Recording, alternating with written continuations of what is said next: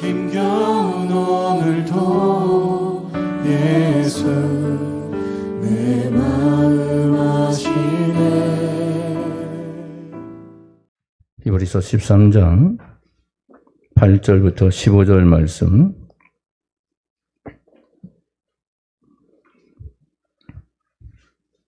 우리 함께 한 목소리로 합독하도록 합니다. 예수 그리스도는 어제나 오늘이나 영원토록 동일하시니라. 여러 가지 다른 교훈에 끌리지 말라. 마음은 은혜로서 굳게 함이 아름답고 음식으로서 할 것이 아니니 음식으로 말미암아 행한 자는 유익을 얻지 못하느니라. 우리에게 제단이 있는데 장막에서 섬기는 자들은 그 제단에서 먹을 권한이 없나니 이는 죄를 위한 짐승의 피는 대제사장이 가지고 성소에 들어가고 그 육체는 영문 밖에서 불사름이라. 그러므로 예수도 자기 피로써 백성을 거룩하게 하려고 성문 밖에서 고난을 받으셨느니라. 그런즉 우리도 그의 지욕을 짊어지고 영문 밖으로 그에게 나아가자. 우리가 여기에는 영구한 도성이 없으므로 장차 올 것을 찾나니. 그러므로 우리는 예수로 말미암아 항상 찬송의 제사를 하나님께 드리자. 이는 그 이름을 증언하는 입술의 열매니라. 아멘. 할렐루야. 축복합니다. 옆 사람에게 이렇게 얘기합니다. 하나님은 당신의 기도를 반드시 응답하십니다.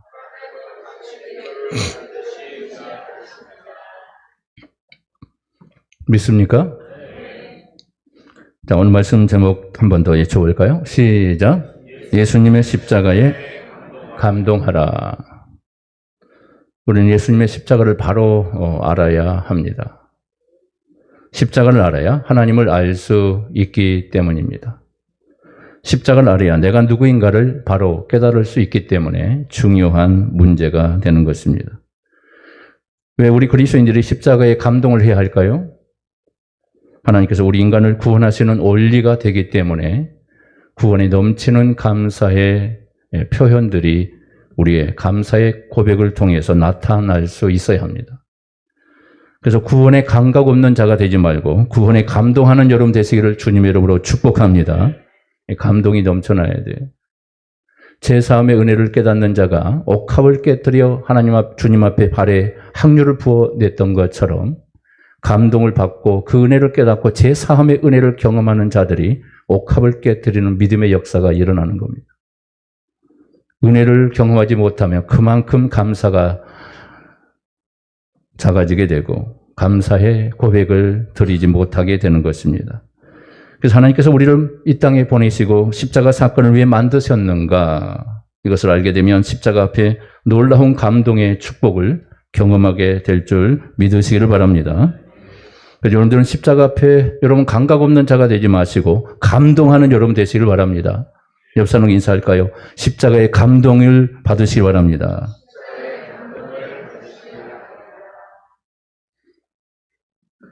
세대가 점점 강팍하게 되니까 감동이 없는 시대에 우리가 살고 있어요. 그러나 우리는 감동하셔야 합니다. 하나님 베푸신 은혜에 감동하며 하나님 앞에 반응할 수 있는 믿음의 역사가 있을 때 하나님이 기뻐하는 거죠. 우리가 자녀들을 기를 때도 마찬가지입니다. 자녀들이 반응을 할 때, 부모에 대한 감사의 반응을 할 때 부모가 얼마나 흐뭇합니까? 그러나 반응이 없어요. 뭐 그런 줄 알고 의뢰하는 거니까 이렇게 생각하고 감동이 없으면, 그런 고백이 없으면 자녀에 대한 그런 감동의 물결이 우리의 심령 속에 나타나지 않는 거죠. 자, 첫 번째 질문을 던집니다. 시작. 인간은 어떤 존재인가? 나는 누구인가? 자, 사람들은 생각하기를 인간은 처음부터 착한 성품을 가지고 태어났다고 말을 합니다. 학자들은 그래서 인간을 두 가지로 풀고 구분하는데요. 인간의 성품을 학문적으로는 성선설 이렇게 얘기하고 선악설 이렇게 두 가지로 얘기를 하죠. 성선설은 인간이 선하게 태어났다는 그런 말이죠. 성악설은 악하게 태어났다는 그런 말입니다. 이게 구원에 관해서 말씀드리는 거예요. 자, 구원에 관해서는 인간은 제로예요. 제로. 아무것도 없다는 겁니다. 두 가지 학설 중에서 어느 것이 인간들이 좋아하는 것일까요? 하면 성경은 의인이 없나니 하나도 없다고 말씀했죠. 이는 인간은 악하게 태어났다는 것을 말하고 있습니다. 하지만 인간은 이것에 대해서 전혀 동의하지 않습니다. 왜 인간이 악하냐고. 선한 부분이 반드시 있을 거라고 생각하고 그 선한 부분들을 얘기를 합니다.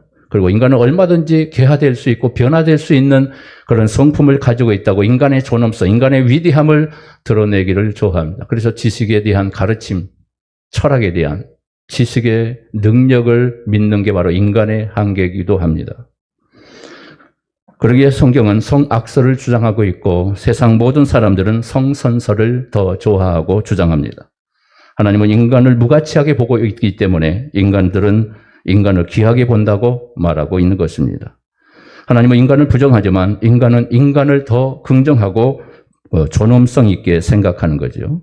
그래야 인간의 존재 가능성에 발전에 의미를 둘 수 있기 때문에 그렇습니다. 자, 어떤 심리학자는 갓난아이들의 발달 성향을 연구한 결과를 발표했어요. 생후 6개월밖에 안 됐는데 6개월 되는 어린아이가 거짓말을 하기 시작하더라는 거죠. 인간 속에 잠재되어 있던 것들이 그때부터 튀어나오기 시작하는 겁니다. 그러니까 인간은 절대 선한 존재가 아니에요. 가르치지 않아도 아이들은 잘못된 것을 행하기 시작합니다. 악은, 죄는 가르치지 않아도 스스로 배웁니다. 선한 것은 아무리 가르쳐도 잘 안 배워요. 인간의 특성이고 바로 인간이 죄에서 존재하고 죄로 태어났기 때문에 인간은 본성은 특성은 원래부터 죄의 근성을 가지고 있는 존재라는 것을 우리는 인지할 필요가 있는 겁니다. 그러니 인간은 본질적으로 거짓을 안고 태어나는 존재라는 것입니다. 인간에게 있어서 거짓말이란 생존 본능에서 일어나고 있는 것입니다. 한마디로 인간은 살기 위해서 본능적으로 거짓말을 할 수밖에 없는 존재라는 것입니다. 자, 울기 싫어도 엄마에게 젖을 먹기 위해서 어린 아이들이 그때부터 울기 시작하는 거예요. 이 거짓말이죠. 울어야 젖을 주기 때문에 거기서 거짓말의 울음이 터져 나오는 거예요. 이런 거 본능적으로 살기 위해서 거짓말을 할 수밖에 없는 연약한 인간의 재성을 어린 아이, 갓난 아이의 모습 속에서부터도 인간의 재성을 보여주고 있는 것입니다. 하나님께서 그래서 노아에게 이런 말씀을 주셨습니다. 창세기 8장 20절에 이런 말씀이 나옵니다. 시작. 노아가 여호와를 위하여 단을 쌓고 모든 정결한 짐승 중에서와 모든 정결한 새 중에서 취하여 번제로 단을 드렸더니 여호와께서 그 한계를 흠량하시고 그 중심에 이르시되 내가 다시는 사람으로 인하여 땅을 저주하지 아니하리니 이는 사람의 마음에 계획하는 바가 어려서부터 악함이라. 내가 전에 행한 것 같이 모든 생물을 멸하지 아니하리니. 자, 노아의 홍수 이후에 하나님께서 주신 말씀인데요. 노아의 시대의 홍수로 온 세상을 멸망시키시고 노아 식구를 새로운 세상을 만들어 가십니다. 그러면서 하시는 말씀이 다시는 사람을 저주하지 않을 것이다. 물로 심판하지 않을 것이다. 그 이유는 사람의 마음이 어려서부터 악하기 때문이라고 합니다. 악한 존재는 변화되지 않는다는 거예요. 이 악한 자체로 구원의 역사가 일어날 수 없다는 겁니다. 악한 부모 밑에서 태어났기 때문에 악한 존재가 되어지는 것입니다. 죄의 유전 때문에 인간은 비극의 존재, 죄의 속성을 가지고 살아갈 수밖에 없다는 겁니다. 그래서 성경은 의인은 없나니 어떻게 해요? 하나도 없도다. 이 땅에 의인은 하나도 없어요. 인간으로 태어나면 모두가 다 죄인이요. 하나님 앞에서 지옥의 백성, 죄의 종으로 태어나 살아가게 되는 것입니다. 하나님께서 사람으로 인하여 땅을 저주하지 않겠다는 것은 인간 자체가 악하게 태어났기 때문에 그 악한 사람들에게서 뭘 바랄 것이 없다는 말과 같습니다. 악한 자에게 우리 하나님은 더 이상 기대할 것이 없는 거예요. 그대로 받아주시는 겁니다. 우리가 의로워서 하나님의 백성 삼으신 것이 아니라 하나님은 그 제 본성 그대로 우리 인간을 인정하시기 때문에 하나님께서 우리의 모든 구원의 역사를 시작할 수 있었던 겁니다. 하나님 인간들에게 너희들이 살고 있는 것은 모두가 정결한 제물의 희생 때문이다. 이렇게 말씀을 해요. 너희들이 잘나서 살고 있는 것이 아니고 너희들 때문에 죽은 의로운 제물 때문이라는 것을 기억할 것을 말씀합니다. 신학적으로 해석하면 의로운 제물은 바로 예수 그리스도를 말씀하고 있습니다. 예수님만이 죄 없는 의로운 분이시기 때문에 그렇습니다. 그런 죄 없는 분이 우리를 위해서 이 땅의 인류를 위해서 십자가에 죽으신 줄 믿으시기를 바랍니다. 예수님의 피 흘리심 때문에 이 세상이 유지되고 있고 우리가 지금 살아 존재하고 있다는 사실을 여러분 늘 명심하시기를 바랍니다. 신자가 누구냐? 그러면 예수님 때문에 살고 있다는 것을 믿는 자가 신자인 겁니다. 불신자는 누구냐? 예수님이 필요 없어요. 예수님 덕으로 산다는 것을 모르고 사는 사람이 바로 세상에 믿지 않는 불신자가 되고 있는 것입니다. 하나님은 인간들에게 너희들이 어떻게 살았느냐를 묻지 않고 내 아들 예수를 죽음에서 구원했다는 사실, 그래서 그것을 믿고 있느냐, 이 물음을 던지고 있다는 거예요. 예수 때문에 산다는 것을 아는 자는 바로 성령 받은 사람이고 모르는 사람은 성령 받지 못한 사람인 것입니다.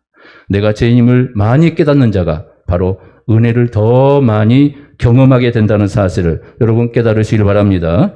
자, 두 번째 질문입니다. 시작. 아담과 하와가 범죄함으로 선과 악을 아는 존재가 됩니다.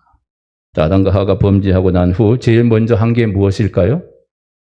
가죽옷을 입는 것이 아니라 무화과 나무를 따가지고 그것을 치마로 묶어서 옷을 입었습니다.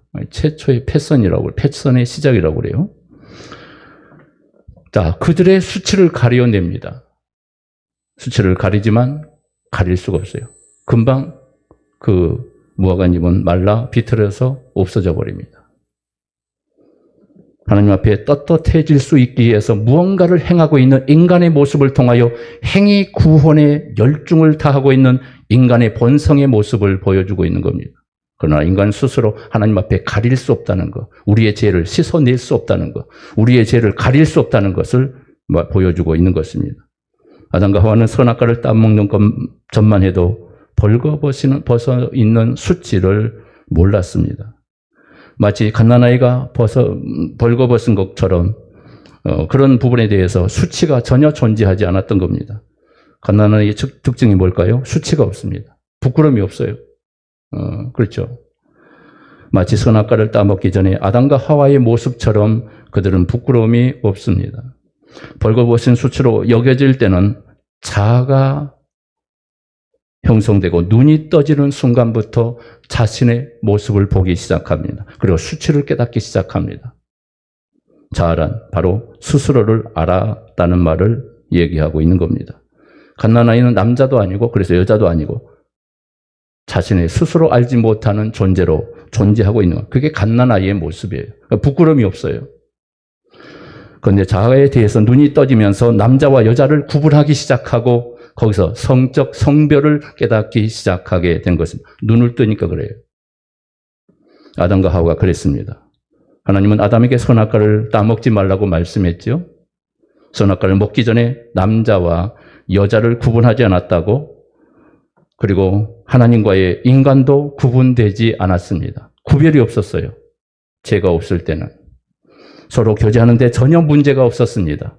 그것이 바로 에덴 동산의 아름다운 천국의 모습이었던 겁니다. 그런데 선악과를 따먹고 남자와 여자가 다 다르다는 것을 알게 되고 또한 인간과 하나님이 다르다는 것을 거기서부터 인지하기 시작합니다. 하나님께서 아담에게 선악과를 따먹지 말라고 하신 것은 바로 너는 자아가 있을 필요가 없다는 겁니다. 그냥 내가 만든 대로 살라는 거예요, 하나님이. 그런데 아담과 하와가 뱀의 게임에 빠져서 선악과를 따먹게 됩니다.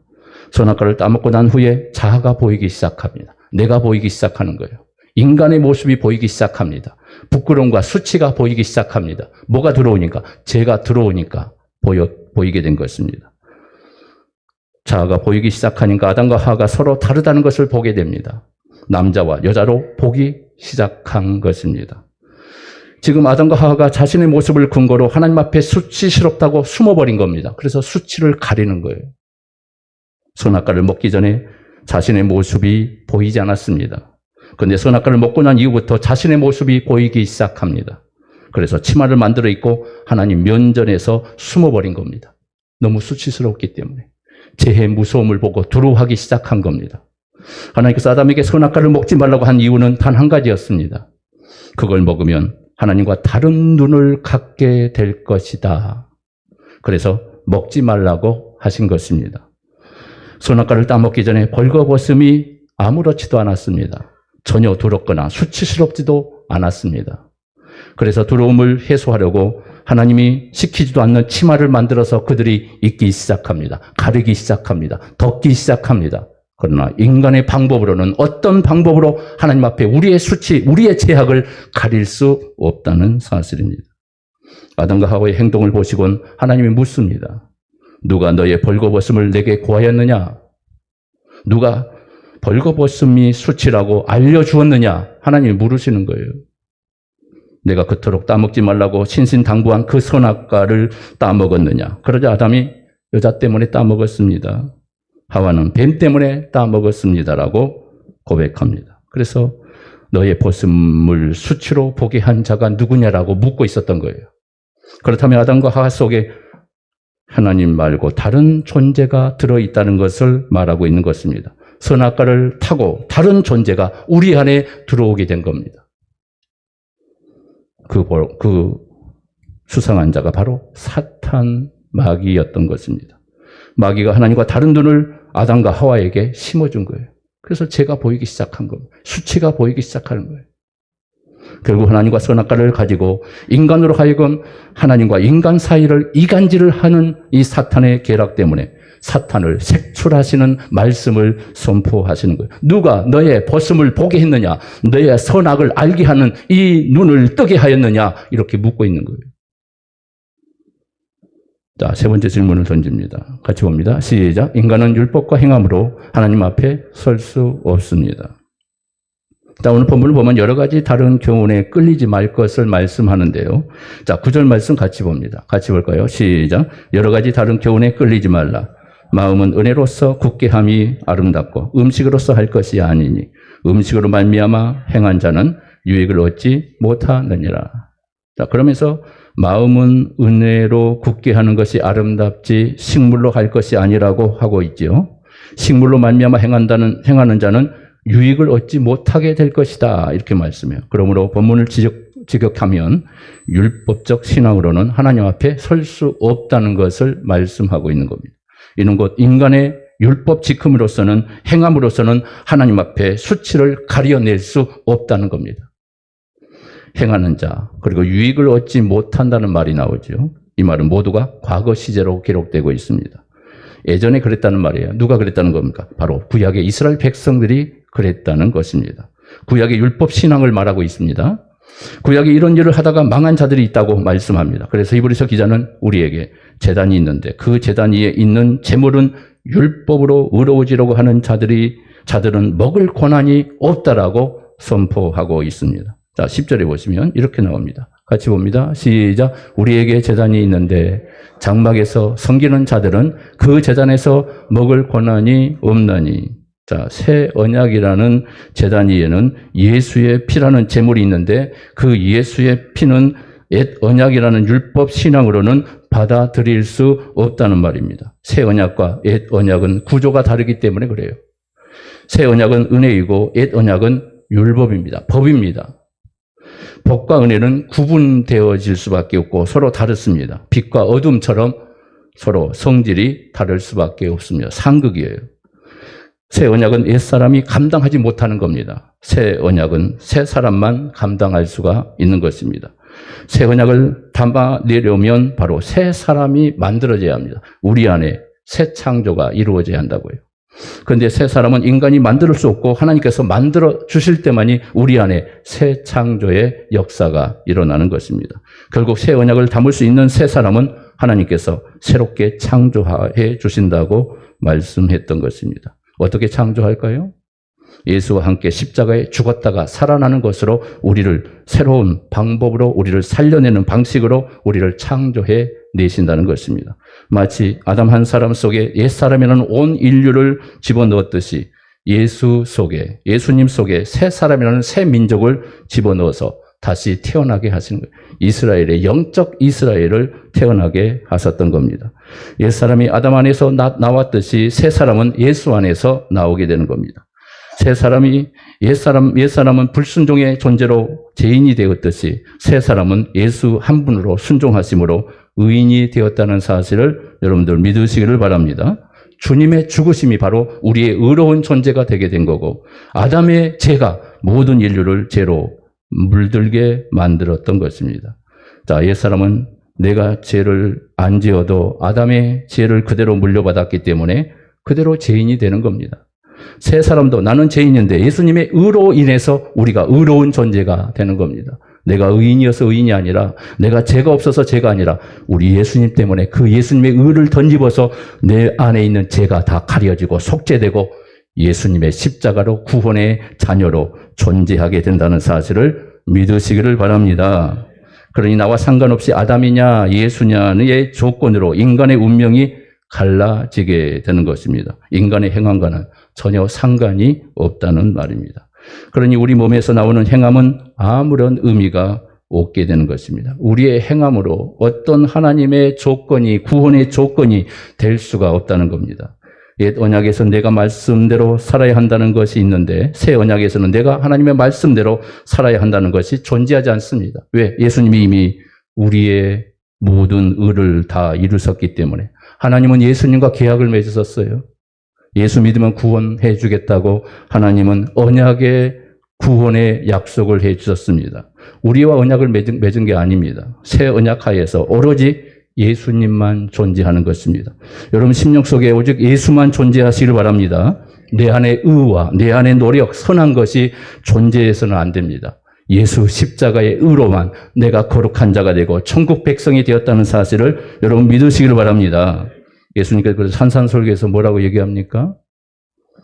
행함을 근거로 해서 나오면 예수님이 나는 그를 모르겠다. 불법을 행하는 자들아 다 내게서 떠나가라. 그래서 그제서야 그들이 마귀에게 속았다는 것을 알고 울며 불며 이를 갈미 있을 것이다라고 말해요. 그때는 이미 후회한들 소용이 없습니다. 지옥에 떨어져 버리는 거예요. 지옥 백성이 되어버리는 거예요. 그래서 의를 들고 나오지 말라는 거예요. 우리의 행함을 들고 하나님 앞에 나오지 말라는 거예요. 우리의 의를 가지고 행함으로 우리의 재물 자체는 하나님이 받지 않기 때문에 그런 겁니다. 오직 예수 그리스도의 의로만 우리가 의로워지고 그 십자가의 은혜로만 내가 의로운 존재로 하나님 앞에 당당히 설 수 있는 하나님의 백성이 되어진 것을 여러분 믿으시기를 바랍니다. 내 안에 그래서 주님의 의 때문에 내가 살고 내가 지금 하나님의 자녀가 된 것입니다. 새 언약 하에서 인간의 행함으로는 하나님 앞에 누구도 설 사람이 없는 겁니다. 그래서 은혜의 언약만이, 은혜의 역사만이 천국의 백성으로 존재할 수 있다는 것입니다. 새 언약이라는 계약에서는 오직 예수 피만 존재하고 있는 것입니다. 예수 피만 들고 가면 되는 거예요. 그래서 하나님이 우리 행함을 보지 않고 예수 피를 믿는 믿음을 보시겠다고 말씀하는 거예요. 믿음을 보는 거예요. 주의 피, 예수의 피를 보고 우리를 사하시고 용서해 주신다고 말씀하고 있습니다. 그래서 히브리서 기자는 이 믿음이 없이는 하나님을 기쁘시게 할 수 없다라고 말씀합니다. 그래서 우리의 구원은 내 행위, 내 노력, 우리의 선행이 아니라 예수 십자가로 구원받았다는 사실을 믿으시면 아멘 하시기 바랍니다. 예수만이 우리의 구원이에요. 내 의를 들고 나오면 안 되는 겁니다. 천국 못 가는 거예요. 행위가 되는 거예요. 율법적 구원이 된다고 늘 말씀해 드리지 않았습니까? 이게 바로 유대인적인 구원이라고 그랬어요. 이렇게 해서 유대인들은 구원 못 받았어요. 행위 구원, 율법적 구원을 외쳤기 때문에 자기의 의를 들고 늘 하나님 앞에 나왔기 때문에 여러분들 그런 존재가 되지 않기를 바랍니다. 그런 존재는 주님의 제단 앞에 설 자가 없다고 말씀하여. 네 번째 질문 던집니다. 같이 봅니다. 시작. 하나님은 아들이신 예수를 버리고 나를 구원하셨습니다. 자, 우리의 구원이 뭐냐? 하나님이 예수님을 십자가에 버리시고 나를 구원해 내신 거예요. 내가 잘나서, 내가 의로운 것이 있어서, 내가 선한 것이 있어서 나를 구원한 게 아니에요. 예수 때문에 나를 구원한 거예요. 예수님이 의롭기 때문에 그분의 의로우심이 내 안에 존재하기에 그 의를 보고 예수님을 보고 우리를 구원해 내신 줄 믿으시길 바랍니다. 행위를 갖고 나가지 말라고요. 우리가 늘 좌절하고 절망에 빠지는 이유가 무엇입니까? 나는 의롭지 못하다는 거예요. 나는 날마다 죄를 범하고 살고 있다는 거예요. 물론 이것을 깨닫는 사람이면 괜찮겠는데 그 죄에 대한 인식도 없는 사람은 내가 죄인인 줄, 내가 죄를 짓고 있는 줄, 무엇이 죄인 줄 깨닫지 못하는 수많은 사람이 많습니다. 그런 은혜를 경험할 수가 없어요. 하나님이 우리를 왜 구원하셨는가에 대한 이 물음조차도 물을 수 없는 거예요. 하나님의 구원에 대해서 전혀 은혜를 받아낼 수가 없는 거예요. 하나님 나를 왜 구원하셨는가? 나 같은 존재를 왜 구원하셨는가? 억만 가지 죄악으로도 갚을 수 없는 불초 죄인을 왜 하나님이 나를 구원해내셨는가? 왜 천국 백성으로 나를 부르셨는가? 값없이 부르신 거예요. 믿으십니까? 우리 행한 것이 아무것도 없어요. 값없이 주님 은혜 때문에 여러분들을 불러주셨습니다. 그래서 하나님은 오직 한 가지만 우리에게 물으십니다. 너희들 내 아들이 무슨 일을 했는지 아느냐 하는 거예요. 우리 예수님이 무엇을 하셨죠? 나 때문에 무엇을 하셨습니까? 십자가에 죽으시지 않았습니까? 이 땅에 오시지 않았습니까? 죄 없는 우리 하나님이신 예수님이 이 땅에 오셔서 물과 피를 다 쏟아냈지 않습니까? 모든 수모를 다 당하고 원수들의 로마의 군병 유대인들에게 자기 친 백성들에게 버림을 받지 않습니까? 누구 때문에요? 나 때문에 그렇게 했다고요. 예수가 너 때문에 무엇을 했는 줄 아느냐 이걸 알아요. 이걸 기억하라는 거. 이 은혜가 내 심령 속에 임하게 될 때 하나님의 은혜가 쏟아지게 되는 것입니다. 내 심령 속에 하나님의 폭포수 같은 은혜가 찾아오게 되는 것입니다. 그걸 깨닫지 못하면 아무리 십자가를 들어도 감각이 없는 겁니다. 내 아들이 너희들 죄를 대신 담당했다는 것을 아느냐라고 하나님이 물으세요. 십자가를 아느냐라고 물으세요. 너 때문에 내 아들이 죽은 걸 얼마나 알고 있느냐 우리 하나님이 물으신다고요. 그러니까 우리는 모른다고 그래요. 잘 모르겠는데요. 어떻게 알 수 있을까요? 지금도 묻고 있고 아니 묻지도 않고 주님의 십자가에 대해서 묵상해 보지도 않고 하나님이 나를 위해 어떤 일을 행하셨는가에 대해서도 전혀 묻지 않는 삶으로 살아간다면 우리 안에 은혜는 점점 소멸되는 거예요. 하나님의 은혜에 대한 단비를 경험할 수가 없어요. 하나님이 나를 위해서 무엇을 하셨는가? 우리 주님을 십자가에 왜 죽게 하셨는가? 너희들이 지켜야 할 말씀은 내 아들이 다 지킨 것을 알고 있느냐? 이걸 묻고 있어요. 내가 지키는 것이 아니라 내 아들 예수가 율법을 완성하기에 이 땅에 오셨다는 것을 너는 알고 있느냐? 이걸 말씀하고 있다고요. 이것이 새로운 제단에 올려져 있는 제물이라고 말씀. 그 제물이 바로 예수 그리스도이십니다. 맞아. 난 죄인이라서 아무것도 할 수 없어. 내가 이런 악당이니까 예수님이 이 땅에 오셔서 죽을 수밖에 없었어. 하나님이 내 죄를 예수님에게 담당시켜 내셨습니다. 아들을 죽이시고 나를 살려내신 하나님. 아들을 십자가에 버리시고 나를 구원해 주신 우리 하나님.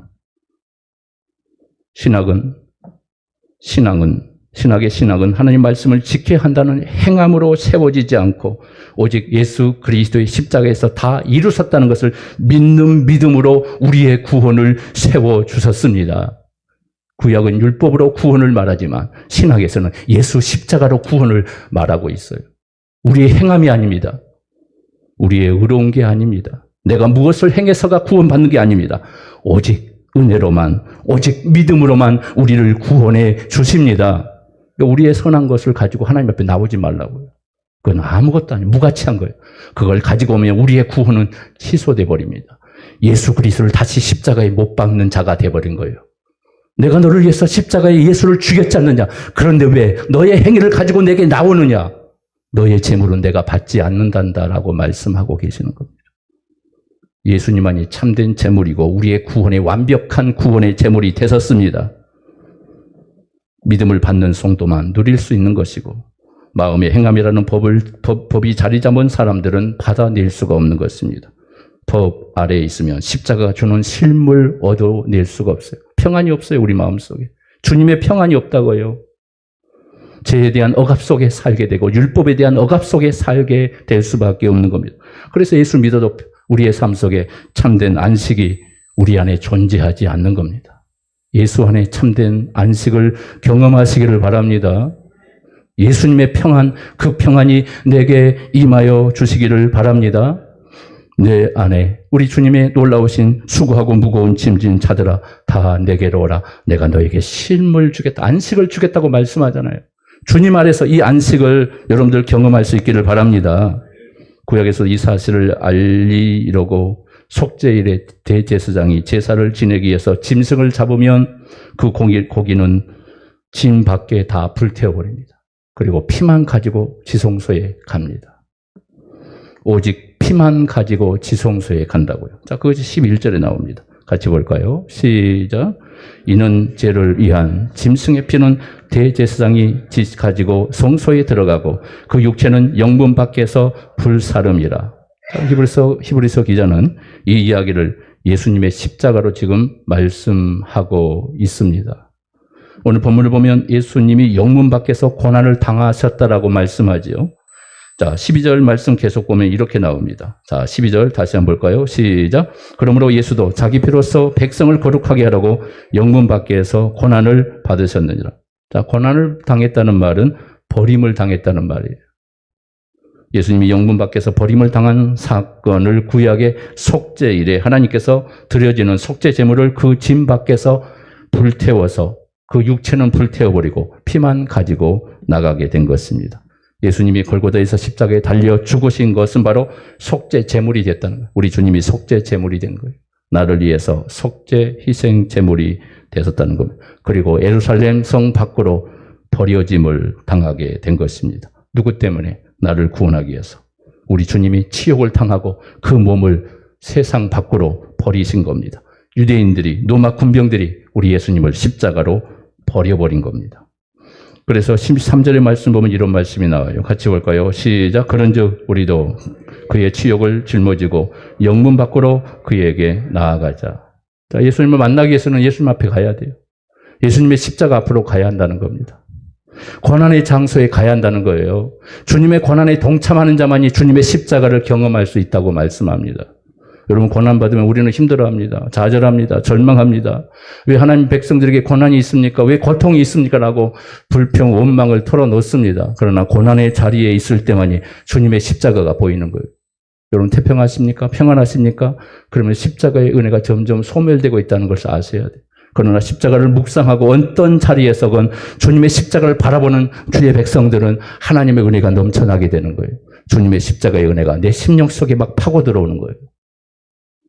우리 주님이 나를 위해서 십자가의 골고다 언덕에서 모든 수모를 다 당하셨구나.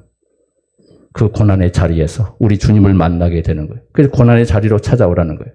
우리 주님의 십자가 자리로 나오라는 거예요. 태평한 자리, 세상 속에서 우리 주님을 바라보지 말고. 그래서 오늘 히브리서 기자는 예수님이 지금 성문 밖에 기다리고 계신다라고 말씀하고 있습니다. 그러면서 우리더러 예수님이 계신 세상 밖으로 나아가라고 말씀합니다. 십자가 안에서 예수님을 만나라는 것입니다. 이렇게 되면 세상 안에서 만나는 예수는 어떻게 됩니까? 세상 속에서 예수를 만나는 것은 가짜 예수가 되는 거예요. 거짓된 예수가 되는 겁니다. 고난의 자리에서, 고통의 자리에서 예수님을 만나야 돼요. 죽음의 자리에서 예수님을 만나야 돼요. 이게 생명이고 나를 살리는 예수 그리스도의 구원의 역사를 그 자리에서 맛보게 된다는 겁니다. 이 고난의 자리로 나오라는 거예요. 주님의 십자가의 길로 나오라는 거예요. 고난의 십자가의 길을 가는 자들만이 예수님을 만날 수가 있게 되는 겁니다. 예수님의 십자가 나의 죄를 위해서 그래서 구원의 역사가 일어나게 된 것입니다. 주님의 십자가를 통해서 우리의 구원을 경험할 수 있기를 주님의 이름으로 축복합니다. 그래서 결론적으로 15절에 뭐라고 말씀합니까? 같이 봅시다. 시작. 그러므로 우리는 예수로 말미암아 항상 찬송의 제사를 하나님께 드리자. 이는 그 이름을 증언하는 입술의 열매니라. 우리가 고난 속에서도 찬송할 수 있는 것은 십자가의 승리가 있기 때문이에요. 우리 주님이 승리하셨습니다. 제약의 자리에서 승리하셨습니다. 의로운 존재로 승리하셨습니다. 사탄의 저주에서 승리하셨습니다. 죽음의 자리에서도 승리하셨습니다. 그래서 주님의 승리가 있기에 우리는 기뻐할 수 있는 겁니다. 고난의 자리에서도 고통의 자리에서도 우리는 감사할 수 있는 것입니다. 오 주님, 그 십자가가 나를 살렸기에 어떤 자리에서도 우리는 고난의 자리에서도 찬송할 수 있습니다. 그래서 입술로 찬송의 제사를 드리라고 말씀하는 거예요. 하나님의 은혜를 경험하는 사람은 찬송이 넘쳐나게 되는 거예요. 그 심령 속에 하나님의 나라가 임하기 때문에 내 심령 속에서부터 기쁨의 역사가 일어나고 안식의 축복을 경험하기, 그래서 찬송이 저절로 나오는 거예요. 여러분, 바울과 실라가 빌립보 감옥에서 뭘 합니까? 복음을 전하다가 그들이 핍박하고 거반 죽을 정도로 그들은 맞았습니다. 그리고 감옥에, 어두운 지하 감옥에 갇혔습니다. 그들은 절망에 빠졌습니다. 오 주님, 왜 우리에게 이런 고난이 임합니까? 우리는 죽은 주님을 위해서 죽음을 각오하고 이렇게 복음을 전하는데도 왜 이런 고난의 죽음이 우리에게 찾아와야 합니까? 하나님이 도와주셔야지 않습니까? 라고 절망 속에 하나님의 은혜에 대해서 침묵하고 있을 때 그들의 심령 속에 십자가의 은혜가 찾아오는 거예요. 그리고 그들이 고백하기 시작합니다. 그리고 그 죽음의 자리에서 거반 죽게 된 그 모든 만신창이 된 그 몸을 이끌고 그들은 하나님을 향하여 찬양을 외치기 시작합니다. 오 하나님, 이 고난의 자리에서도 주님의 십자가를 맛보게 하시니 감사합니다. 찬양이 울려 퍼지는 거예요. 이게 기독교의 위대한 승리인 겁니다. 기독교는 그래서 살아 움직이는 겁니다. 누구도 기독교를 말살할 수 없고 누구도 하나님의 백성들을 소멸시킬 수 없다는 사실을 여러분들 믿으시기를 바랍니다. 그래서 우리는 찬양이 울려 퍼지는 거예요. 찬양의 제사가 나오는 거예요. 이 구원의 감동 속에 사는 자만이 마음속에 기쁨에 넘치는 역사가 일어나므로 찬송하며 찬양의 제사를 드리게 되는 것입니다. 이런 기적의 축복이 여러분의 입술을 통하여 여러분 심령 속에 주님이 찾아오심으로 이 구원을 맛봄으로 이 감동 속에 하나님의 감격의 구원을 찬송하며 찬양하는 우리 모두가 되기를 주님의 이름으로 축원합니다.